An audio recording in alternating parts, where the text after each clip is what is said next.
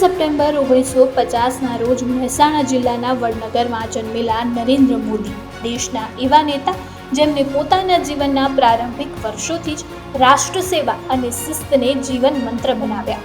26 મે 2014ના રોજ તેમણે દેશના વડાપ્રધાન તરીકે પહેલીવાર શપથ લીધા। मैं नरेंद्र दामोदर दास मोदी ईश्वर की शपथ लेता हूं कि અને આજે તેઓ વિશ્વના સૌથી લોકપ્રિય નેતામાંના એક ગણાય છે। તેમના જીવન ઘડતરમાં રાષ્ટ્રીય સ્વયંસેવક સંઘનો ખૂબ મોટો ફાળો રહ્યો છે। નાની ઉંમરે જ નરેન્દ્ર મોદી રાષ્ટ્રીય સ્વયંસેવક સંઘમાં જોડાયા। 1972માં તેઓ અમદાવાદમાં પૂર્ણ સમય પ્રચારક બન્યા। આરએસએસની શાખામાંથી મળેલી તાલીમે તેમના વિશ્વ દૃષ્ટિકોણ અને નેતૃત્વ ક્ષમતાઓ, શિસ્ત અને સંગઠન કુશળતા વિકસાવવામાં મહત્વપૂર્ણ ભૂમિકા ભજવી। આ પ્રારંભિક પ્રભાવે તેમની રાજકીય વિચારસરણી, શાસન પ્રત્યેનો અભિગમ અને સેવા પરમો ધર્મનું મૂલ્ય ઘડ્યું।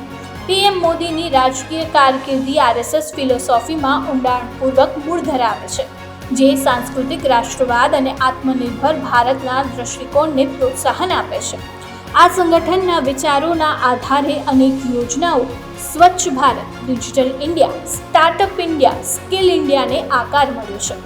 પીએમ મોદી વારંવાર જાહેર સંબોધનમાં આરએસએસની પ્રશંસા કરે છે। તેમણે તેને વિશ્વની સૌથી મોટી એનજીઓ પણ ગણાવી છે। તેની સ્વયંસેવકતા, શિસ્ત અને સામાજિક કાર્યને શ્રેય આપ્યો છે। તાજેતરમાં જ એક પોડકાસ્ટમાં એઆઈ સંશોધક લેક્સ ફ્રીડમેન સાથે વાત કરતા પીએમ મોદીએ કહ્યું, क्या आप आरएसएस के बारे में बता सकते हैं और उनका आप पर क्या प्रभाव पड़ा? संघ एक बहुत बड़ा संगठन है, शायद अब उसके 100 साल हो रहे हैं, 100वां वर्ष है। करोड़ों लोग उसके साथ जुड़े हुए हैं, लेकिन संघ को समझना इतना सरल नहीं है। संघ के काम को समझने का प्रयास करना चाहिए। वैसा ही मेरे यहाँ राष्ट्रीय स्वयंसेवक संघ की शाखा चलती थी। शाखा में तो खेलकूद होता नहीं, देशभक्ति के गीत होते थे। वो मन को जरा बड़ा मजा आता था, एक मन को छूता था, अच्छा लगता था। પીએમ મોદીના આ શબ્દ બતાવે છે કે બાળપણથી આજ સુધી આરએસએસે તેમની વિચારસરણી અને તેમના શાસન અને તેમના વ્યક્તિત્વને કેવી રીતે ઘડ્યું, જે આજે ભારતના વિકાસ માર્ગનું કેન્દ્રબિંદુ બની ગયું છે।